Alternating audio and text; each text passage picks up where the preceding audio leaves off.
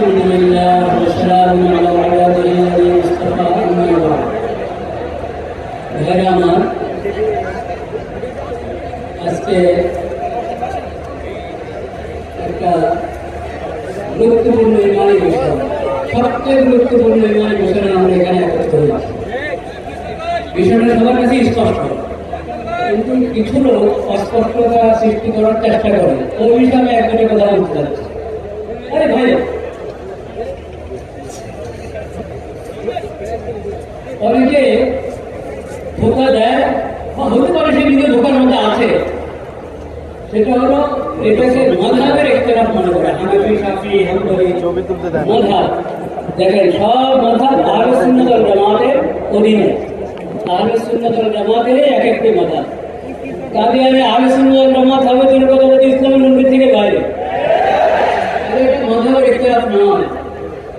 2 নম্বর, কাউকে এটাকে ফিরকার ইখতিলাফ বানাতে চায়।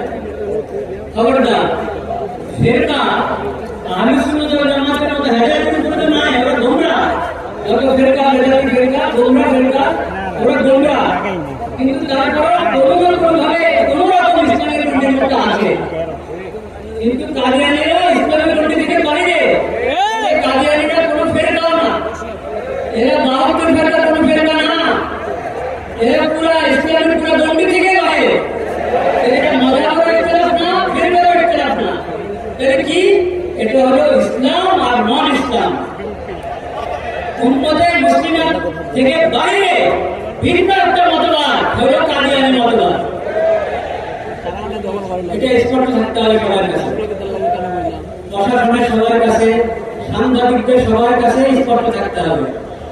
আরো একটা ধোঁকা প্রতারণার শিকার হয় বা স্বীকার করতে চায় অনেকে, যে এই দেশে তো কত মুসলিম আছে, কাদিয়ানীরা থাকবে, কাদিয়ানীরা থাকবে, ইসলামের পরিচয় নয়, মুসলিম পরিচয় নয়, অমুসলিম পরিচয় থাকবে। এই কথাটা প্রশাসন বুঝে না, তা না, ও ভালোভাবে বুঝে, সাংবাদিকরা বুঝে, কিন্তু তারা আমানতদারি রক্ষা করে না। মনে হয় ধোকার মধ্যে থেকেও ভান দেখায়, বুঝে না। আসলে সবাই বুঝে, যদি না বুঝে তাদেরকে বোঝা দরকার, শিখা দরকার। ঈমান কাকে বলে, আকীদা কাকে বলে, বুঝতে হবে তাকে। এখান থেকে রাখলে ভাই, এই যে এটা ঘুরাইলে ওদিক দিয়ে আমাদের প্রশাসনের করণীয় নিজেদের ঈমান এবং ইসলামের পরিচয় দেওয়া। এই বিষয়, কাদিয়ানী বিষয়, এই ঈমানের দায়িত্ব, সেই ঈমানের দায়িত্ব পালন করে নিজেদের ঈমান এবং ইসলামের পরিচয় দেওয়া প্রশাসনের দায়িত্ব।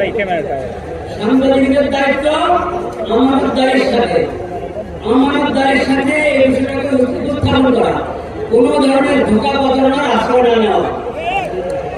সকল ব্যবসায়ীদের দায়িত্ব, তারা কাদিয়ানীদের যাতে এমনি পিছনে পড়ে যায়, ওইভাবে জরুরি সমস্ত পণ্য উৎপাদন করা, বাজারজাত করা।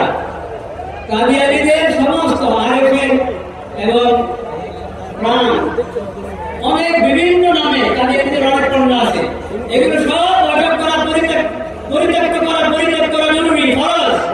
এটা ইমানি দায়িত্ব, এটা ইমানি দায়িত্ব। নামাজ পড়ি রাসূলুল্লাহ সাল্লাল্লাহু আলাইহি ওয়াসাল্লাম সুন্নাত মোতাবেক, ওযুখানে গিয়ে দেখা যায় আরএফএলের বদনা, আরএফএলের লোকা। এটা কেমন কথা? এটা কি ইমানি গায়রত চায়? এটা ইমানি গায়রতের দাবি? এই জন্য কাদিয়ানীদের সমস্ত পণ্য আমরা বুঝে শুনে